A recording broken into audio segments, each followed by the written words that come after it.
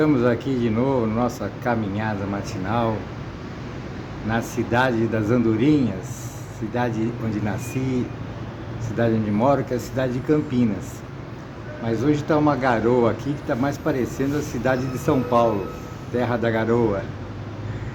Mas nós vamos fazer hoje um papo psicomotor muito bacana, muito pertinente com o tema psicomotricidade. Lógico, interessa para todos, professores terapeutas, mas a gente vai dar um enfoque no inconsciente e na psicomotricidade. Vamos lá?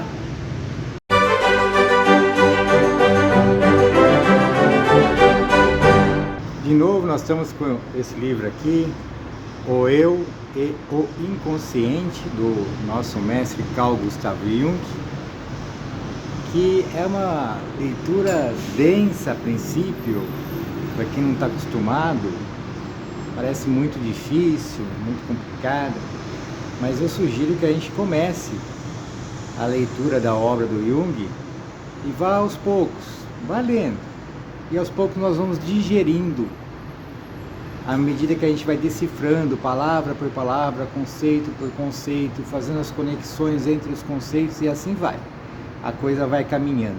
Nós vamos vivenciando a nossa prática, olhando a teoria da psicologia analítica, e a gente vai construindo aí as pontes entre os conceitos e vai compreendendo melhor o que está sendo dito, e essa compreensão nos ajuda bastante no nosso trabalho no dia a dia, no nosso trabalho educacional psicomotor.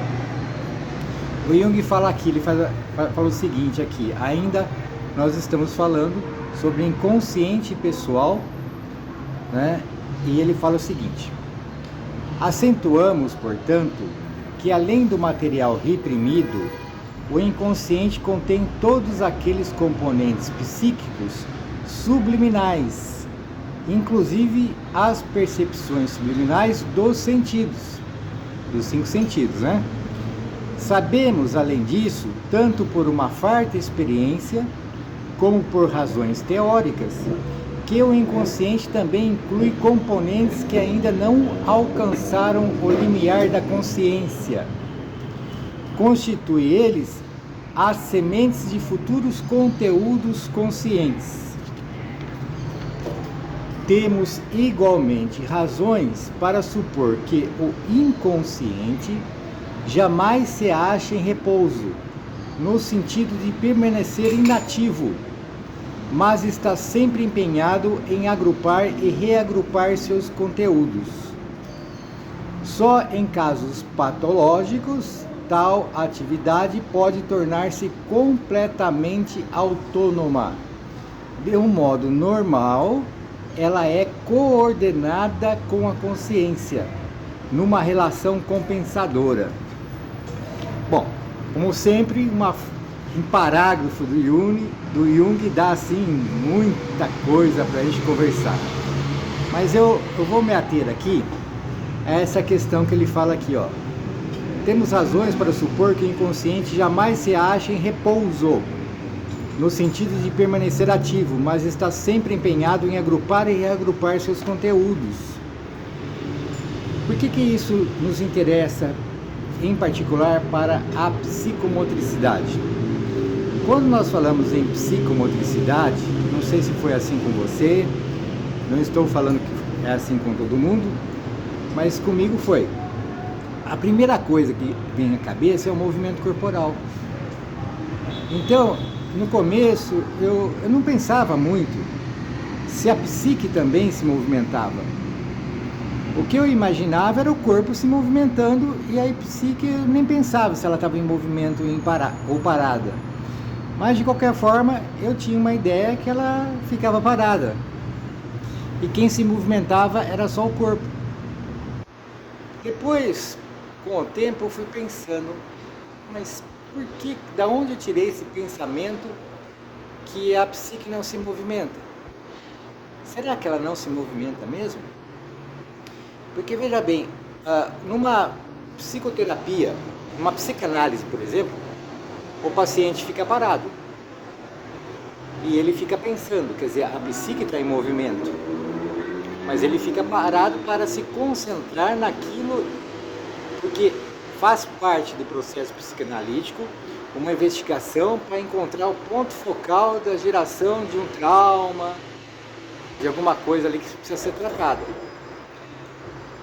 Então ele fica parado. Mas nós trabalhamos com movimento corporal, é a nossa principal estratégia de intervenção. Então tem uma diferença importante aí, porque a hora que nós estamos movimentando, essas conexões, essas lembranças, essas associações, ela é o tempo todo. Então, se eu estou me movimentando e usando um esporte como meio para que eu faça esses movimentos corporais, eu estou simplesmente jogando bola ali com o meu aluno, tocando uma bola para um lado, para o outro, jogando com a mão num determinado ambiente. Tudo isso aí forma um contexto riquíssimo em estímulos. Esses estímulos, a partir que a pessoa está se movimentando, o nosso aluno está se movimentando, nós também, evidentemente. Mas vamos falar em termos do nosso aluno para a gente poder criar uma forma didática de poder falar sobre o assunto. Então o aluno nosso está se movimentando, o nosso assistido, e cada movimento dele gera uma série de estímulos que vão impactar a psique. Então, se a gente considerasse que a psique estivesse parada, que não está, você veja bem aqui o que Jung fala, né? O inconsciente jamais se acha em repouso, no sentido de permanecer inativo, mas está sempre empenhado em agrupar e reagrupar conteúdos.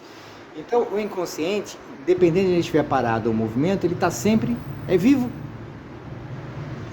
Faz parte, é nossa vida, é a minha vida. O meu inconsciente não para, porque quando eu falo inconsciente, eu estou falando de uma psique, que sou eu sou um centro psique-corpo, mas parte dessa totalidade para mim é inconsciente. Então não estou falando de uma entidade separada ou inconsciente, estou falando da parte que para mim é inconsciente. Então ela fica lá se movimentando o tempo todo, porque é vivo. Eu estou aqui fazendo essa mediação entre o mundo externo e o mundo interno através do meu corpo, porque através dos sentidos, por exemplo, nós já vimos aí as funções primárias da consciência e tem outras, né? Mas vamos colocar os 5 sentidos. Somente pelos 5 sentidos eu estou tendo um monte de impulsos. Temos os subliminares que estão tocando lá, que estão interagindo com a minha psique, e que parte dessa psique para mim é inconsciente, mas eles estão lá se movimentando. Então esses estímulos, vamos imaginar assim, que esses estímulos seriam um monte de bolinhas pequenininhas, um monte, e a minha psique está formada de um monte de outras bolinhas. Então cada vez que eu faço um movimento, cada vez que eu tenho uma percepção no mundo externo, eu jogo esse monte de bolinha lá, ela vai entrechocar com as bolinhas já existentes. Elas vão mudar de lugar, o que está embaixo vai para cima, elas vão se reagrupar, elas vão se combinar, elas vão se fundir. O que está de um lado vai para o outro lado, o que está do outro lado vai para aquele lado, cima, embaixo, diagonal, vai se mexendo. O que está lá no fundo começa a se mexer.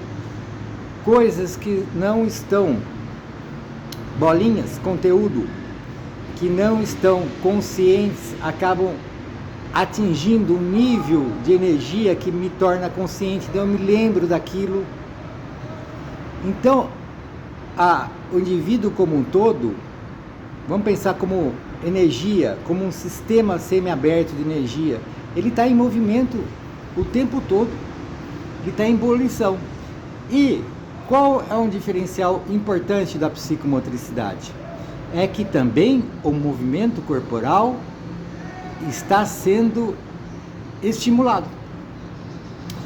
E daí nós vamos ter uma movimentação intensa. Veio na minha cabeça agora um exemplo. A minha intuição me disse um exemplo aqui. Imagine a água num estado líquido. Então, melhor, a água em estado sólido, o gelo, seria você no estado de um pouco movimento. A água em estado líquido, as moléculas já estão se movimentando mais, porque elas estão mais distantes uma da outra, estão em constante movimento. Agora, no trabalho psicomotor, a água estaria no estado de gás, de vapor, de ebulição. Então estaria ali tudo movimentando, porque nós vamos dar uma energia a todo o indivíduo através do movimento corporal. Então, certas circunstâncias, certos conteúdos, nós só vamos fazer com que eles cheguem a um nível mais alto quando a gente colocar essa energia nesses conteúdos, e nós podemos fazer isso através da psicomotricidade. Olha só que bárbaro! Então isso dá um diferencial para o trabalho psicomotor, um trabalho onde o movimento corporal vai ser um instrumento fantástico, uma estratégia fantástica para dar essa movimentação.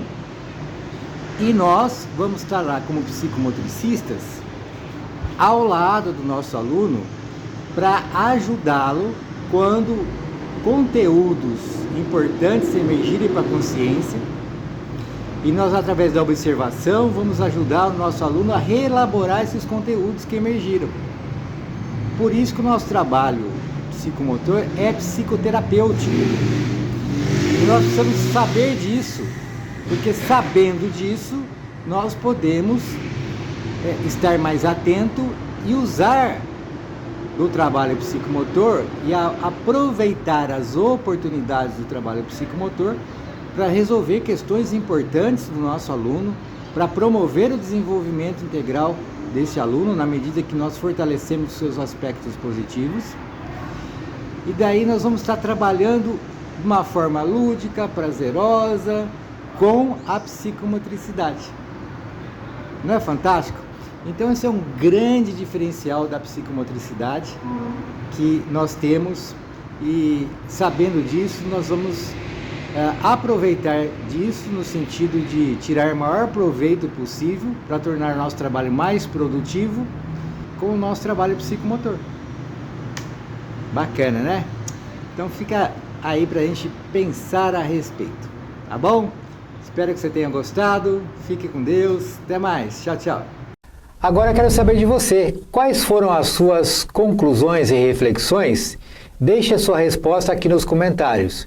Se você gostou do vídeo, dê o seu like, compartilhe nas suas redes sociais e não se esqueça de visitar o nosso site psicomotricidadepositiva.com.br e conhecer o nosso curso Como Prescrever Atividades Psicomotoras. Por enquanto é só, ficamos por aqui, muito obrigado.